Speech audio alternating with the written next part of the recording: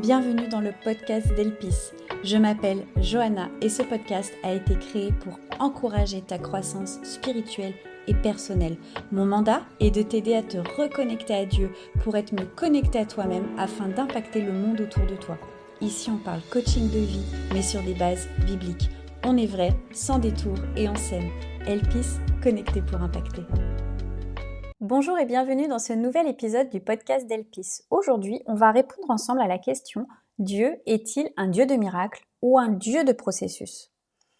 En fait, c'est une question qui, je ne sais pas si elle fait débat, mais en tout cas, moi, je me suis déjà retrouvée face à des personnes ou à assister à des conversations où il y avait vraiment les deux tendances, l'une en face de l'autre, et qui s'opposaient totalement à savoir qui avait réellement la vérité par rapport à ça. Je m'explique. On a d'un côté, entre gros guillemets, parce que voilà, c'est vraiment pour illustrer le propos, on a d'un côté des personnes qui vont être plutôt à dire on impose les mains aux malades, on va vraiment faire confiance à la puissance du Saint-Esprit, on va prier pour la guérison miraculeuse, et puis c'est ce qui va arriver.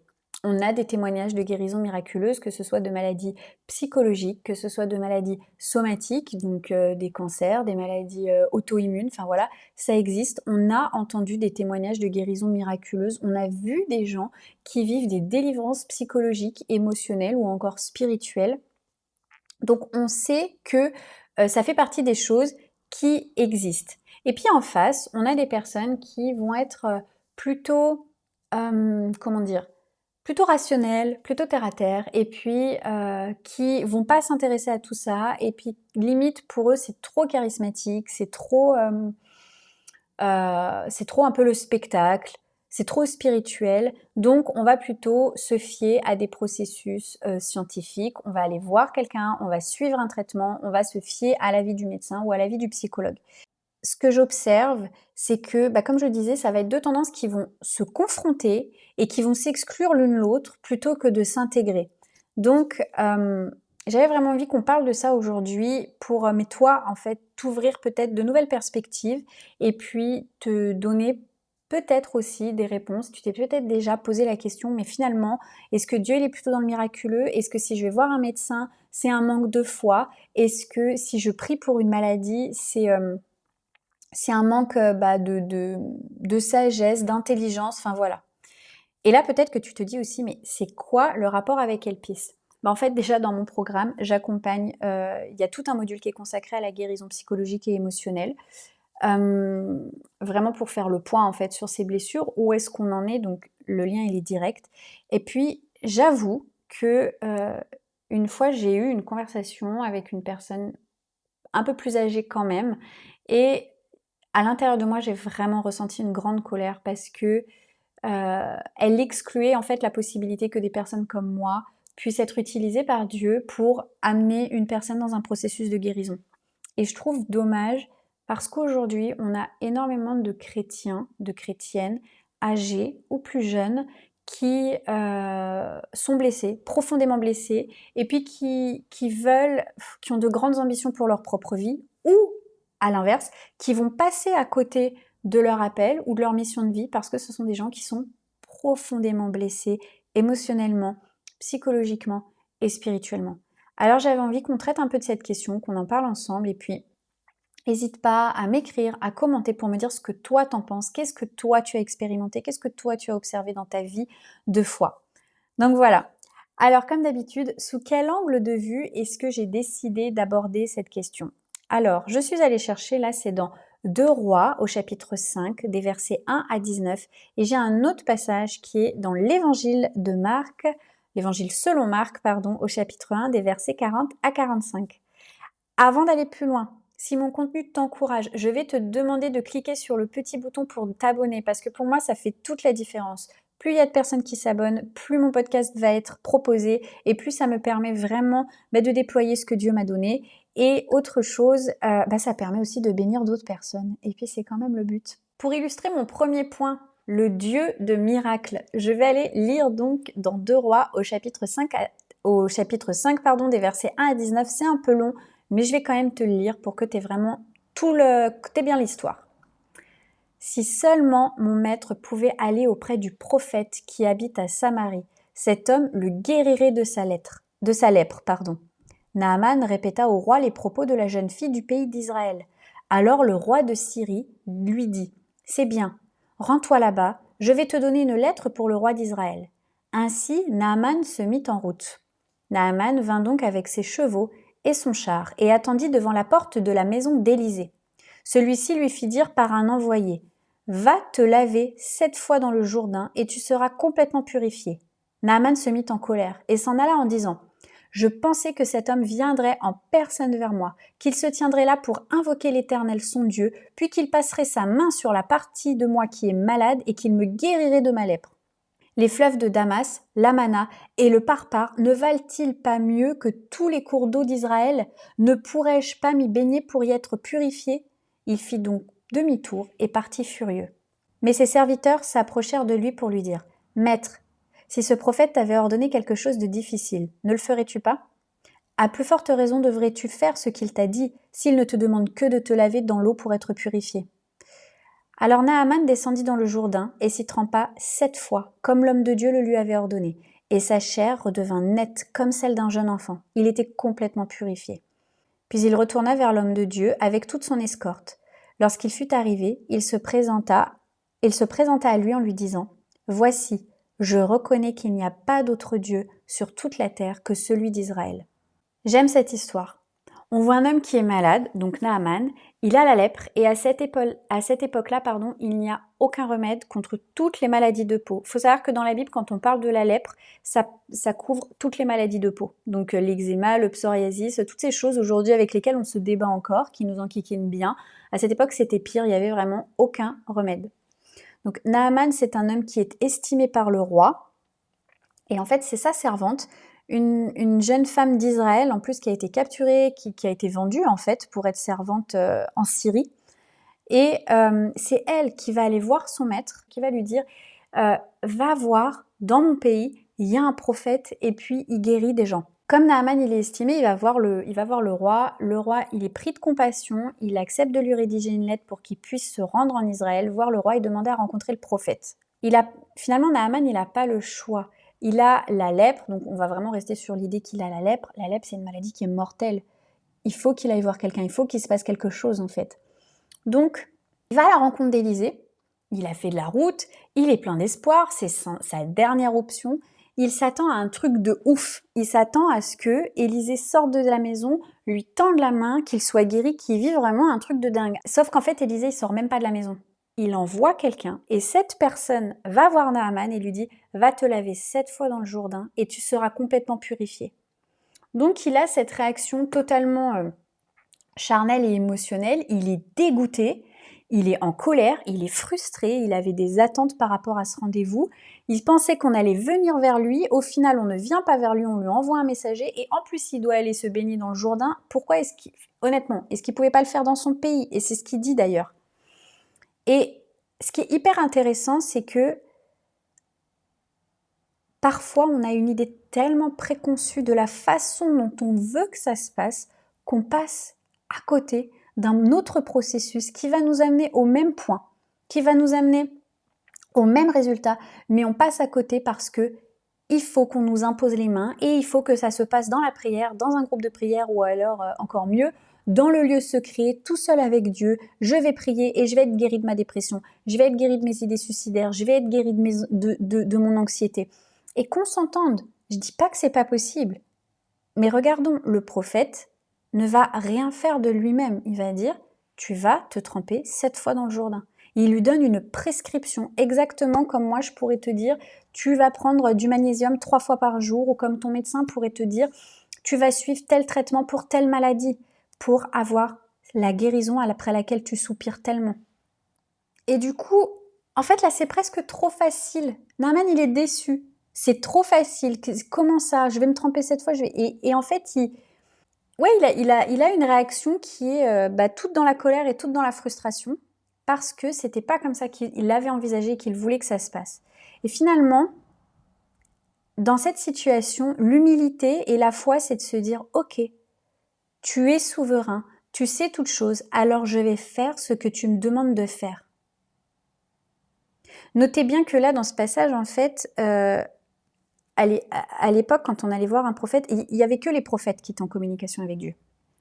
Il n'y avait pas comme nous aujourd'hui où on peut prier, on peut parler à Dieu et on peut vivre des choses avec Dieu. À cette époque-là, il fallait passer par des prophètes.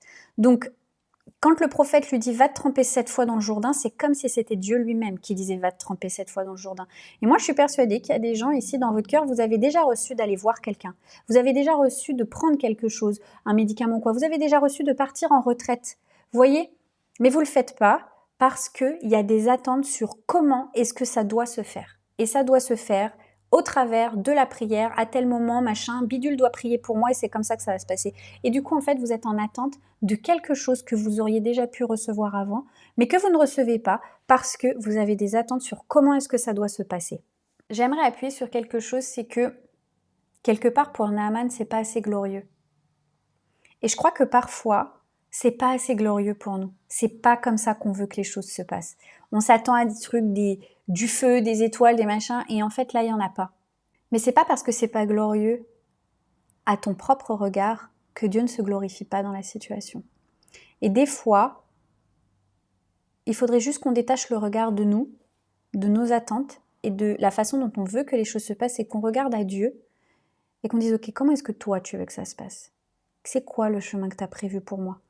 Parce que lui, dans ce chemin-là, déjà, il y a des choses pour nous, il y a des apprentissages pour nous, il y a des processus par lesquels on doit passer, et puis, lui se glorifie quand même, en fait. On ne se rend pas compte de les choses que l'on traverse, la façon dont on les traverse, du témoignage que c'est pour les gens qui sont autour de nous. Et n'oublions pas que nous sommes appelés à être des lumières, même au travers de notre difficulté. C'est la façon dont nous sommes à l'écoute de Dieu, c'est la façon dont nous sommes en paix, à la façon dont nous sommes conduits, la façon dont nous traversons les choses qui est un témoignage. C'est pas que quand tout va bien et quand on impose les mains aux malades et que il y a des guérisons, il y a des gens, ça leur fait peur, ça les intéresse pas. Maintenant, nous allons aller regarder le deuxième point, le Dieu de miracles. Parce que, oui, Dieu est aussi un Dieu de miracles. Et là, j'ai pris encore l'exemple d'un lépreux, mais cette fois, c'est dans Marc, au chapitre 1, des versets 40 à 45, et on peut lire.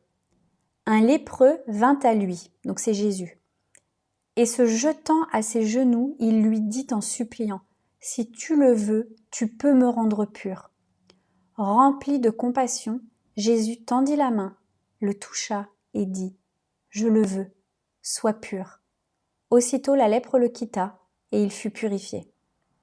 Autre histoire, autre manière de faire, et cette fois-ci, c'est Jésus, donc Dieu lui-même, qui tend la main sur le lépreux et la lèpre disparaît instantanément.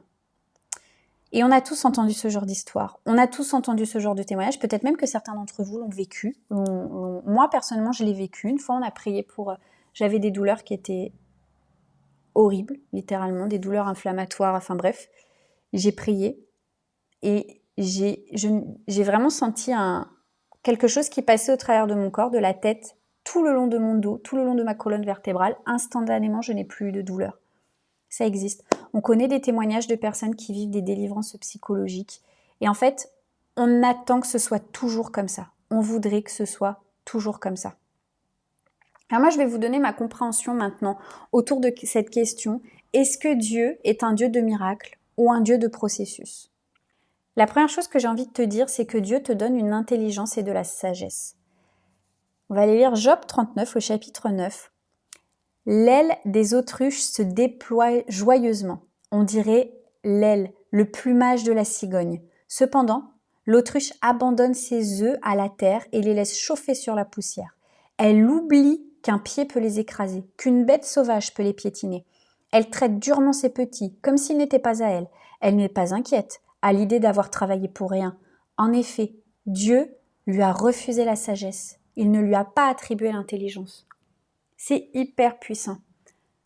Nous avons la grâce d'avoir été dotés de sagesse et d'intelligence.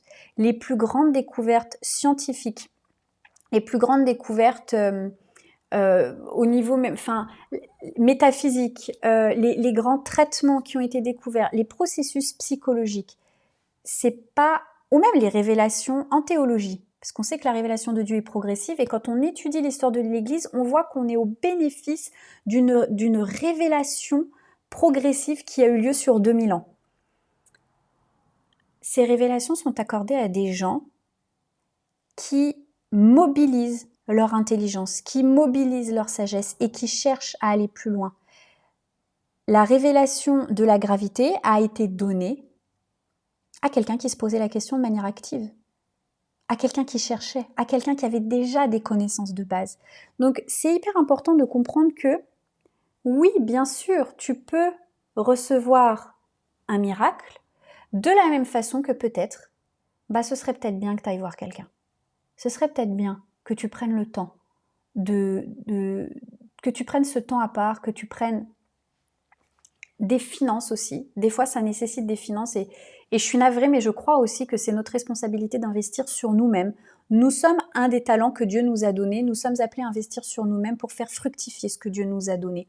Donc des fois, ça prend des finances aussi. Ça prend du temps, ça prend du courage, ça prend de l'humilité. Mais on va aller s'ouvrir et se donner à quelqu'un qui a la connaissance pour nous aider à avancer dans nos problématiques.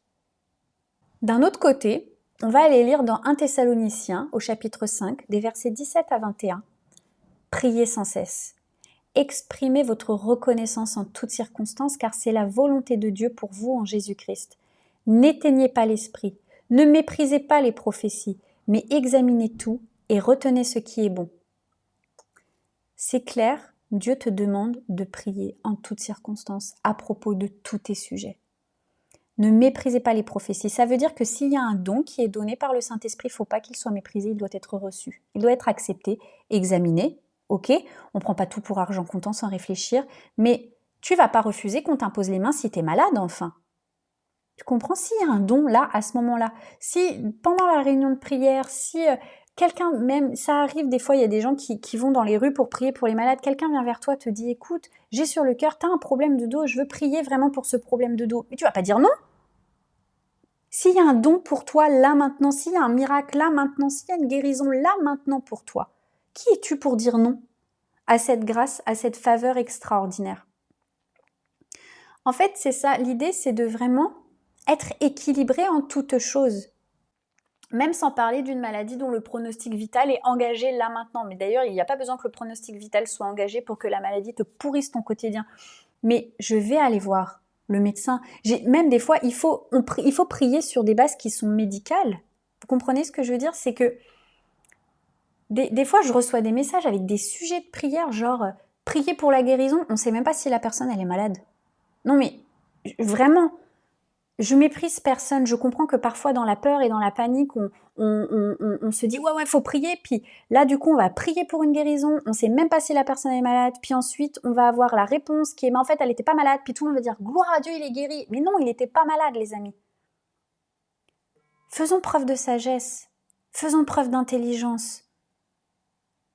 Agissons comme des personnes qui ont une intelligence qui est renouvelée et qui marche aussi dans la paix qui nous a été accordée.